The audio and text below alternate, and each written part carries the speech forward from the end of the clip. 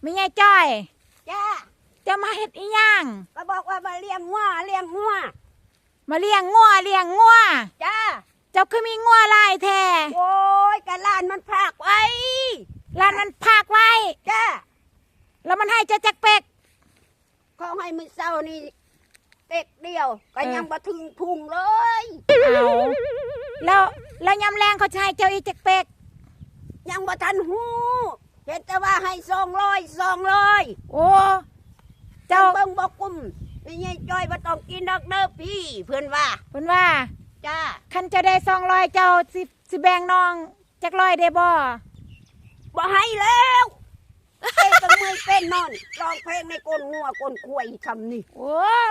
เจ้า ที่ คือ ไหนมุก เจ้าคือทีทะยายเจ้าคือทีแท้ เอาก็บ่มีเงินซื้อมากสิหูนำดิ เมื่อปีละเจ้านะเมื่อปี เอา นั่น ไว้ แหละ ไปแก่ทอนกันเจ้ากลางแรงอะเจ้าทอนกันไปเจ้าดังแรงอะตัวต้องไปทอนแล้วเทิงแก่เทิงทอนด้วย นี่เจ้าก็ใส่กางเกงสิ่งทะยาย โอ้ยก็มันย้อนมาเลี้ยงงัวนี่แล้ว